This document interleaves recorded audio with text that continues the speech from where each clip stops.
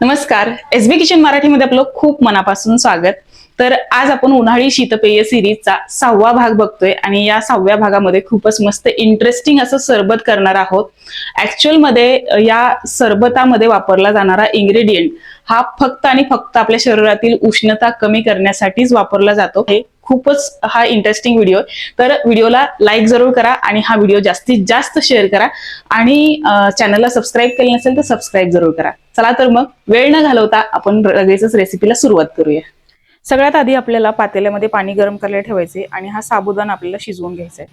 तर साबुदाणा मी अर्धी वाटी भिजत घातला आणि तो साबुदाणा भिजवून मग 1 वाटी झालेला आहे. पाण्याला उकळी आली की आपण हा साबुदाणा यामध्ये घालणार आहोत. यामध्ये तुम्ही हवं तर किंचित मीठ घालू शकता. मी याच्यामध्ये काहीच घातलेलं नाही. प्लेन हा साबुदाणा शिजवून घेतलेला आहे. तर चांगला ट्रान्सपरंट होऊपर्यंत आपण हा साबुदाणा चांगला शिजवून घेणार आहोत. तर साबुदाणा आता चांगला शिजलेला आहे. हा आपल्याला थंड करायला ठेवून द्यायचा आहे. तर डिशमध्ये काढून आपण साबुदाणा काढून ठेवून देणार आहोत. तर साबुदाण्याची आपली प्लेन खीर बनवून तयार झाली. आता इथं आपण दूध घेतलेलं आहे. तर अर्धा लिटर एवढं दूध घ्यायचे रूम टेम्परेचरचं. गरम करून थंड केलेलं दूध आहे. आणि आता यामध्ये ही साबुदाण्याची प्लेन खीर आपल्याला घालायची आहे.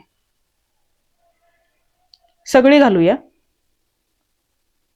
आणि याला चांगलं ढवळून घ्यायचे. आता यामध्ये बाकीचं सगळं साहित्य घालूया. तर त्याबद्दल आधी आपण थोडीशी माहिती घेऊया. तर हे आहे मेन इन्ग्रेडियंट, जे मेन साहित्य आहे तर ते आपल्याला त्याबद्दल माहिती घ्यायची आहे. तर डिंकाचाच प्रकार आहे हा. तर हे दोन्ही तुम्हाला डिंक दिसत आहेत ना, तर दोन्ही दिसायला सेम दिसतात थोडेपैकी. तर इथला आहे ना आपला जो हा वाटीतला मी हातात घेतलेला आहे, तर हा डिंक थोडासा क्रिस्टलाइज दिसतो, चमक असते याला. तर हा आपला नॉर्मल डिंक आहे जो आपण थंडीमध्ये वापरतो. तर थंडीमध्ये याचा वापर आपण तळून करतो. म्हणजे तळून हा डिंक आपण खातो किंवा मग याची डिंकाची पेज, डिंकाचे लाडू किंवा सुंटवडा करून आपण हे खातो. थंडीमध्ये आपल्या शरीराला उष्णतेची गरज असते, तर या डिंकामुळे उष्णता सुद्धा मिळते आणि हाडांना बळकटी मिळते. खूप चांगला आहे हा डिंक. आणि हा डिंक जो आहे गोंद कतिरा, हा शुष्क प्रदेशांमध्ये आढळतो. म्हणजेच झाडांनाच हा डिंक येतो, जसा की आपला रेग्युलर डिंक झाडाला येतो तसाच. पण याचे झाडांचे प्रमाण थोडेसे कमी असते आणि जिथे उष्णतेचे प्रमाण जास्त असतं ना, तर तिथं ह्या डिंकाची झाडं असतात.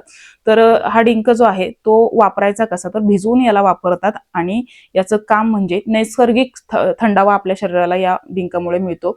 डिहायड्रेशन किंवा उष्माघाताचा त्रास जर आपल्याला होत असेल तर त्याचा सुद्धा त्रास कमी होतो आणि पचनशक्ती सुधारते.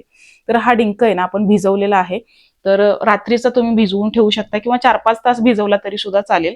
तर आता आपल्याला या दुधामध्ये हा डिंक घालायचा आहे. आणि हा डिंक खायचा कसा किंवा घ्यायचा कसा, तर दुधामध्ये घेऊ शकता किंवा फालुद्यामध्ये, सरबतांमध्ये सुद्धा तुम्ही वापरू शकता हा डिंक, जसं की आज आपण या रेसिपीमध्ये वापरलेला आहे. तर 3 चमचे एवढा डिंक घेतलेला आहे मी. आणि आता यामध्ये बाकीचं साहित्य घालूया. आता यामध्ये घालायचा आहे भिजवलेला सब्जा. तर 2 चमचे किंवा 1 चमचा तुम्ही सब्जा भिजवून ठेवू शकता. एका तासाभरात सब्जा चांगला छान भिजतो. तर आता सब्जा घातलेला आहे 2 चमचा. आणि ना इथे आपण गुलाबाच्या पाकळ्या घेतलेल्या आहेत आणि या पाकळ्या आपल्याला अशा क्रश करून घालायच्या आहेत. म्हणजे या गुलाबाच्या पाकळ्यांची चव आणि सुवास सुद्धा छान दरवळतो सरबतामध्ये. आणि आता यामध्ये रोज सिरप घालायचे. एक 3-4 चमचे एवढं आपल्याला रोज सिरप घालायचे पोह्यांच्या चमच्याने. मी ते अंदाजे घातले, तर तुम्हाला इथे अंदाज सांगितलेला आहे की 3-4 चमचे घालायचे.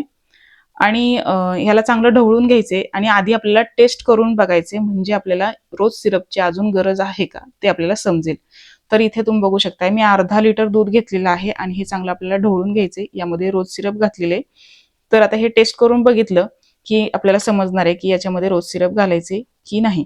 तर आता हे व्यवस्थित आहे, एकदम टेस्टला एकदम परफेक्ट झालेलं आहे. यामध्ये बर्फ घातलाय. तर इथे मस्तपैकी थंडगार असं रोज फ्लेवरचं गोंद कतिरा सरबत बनवून तयार झालंय.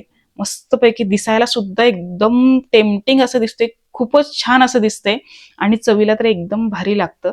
गोंद कतिरा खरं तर या कतिराला म्हणजे चव नसते किंवा याला रंग सुद्धा नसतो, तरी सुद्धा आहे ना हे गोंद कतिरा जे आहे ते आपल्याला उन्हाळ्यामध्ये आपल्या आहारामध्ये याचा समावेश केला पाहिजे.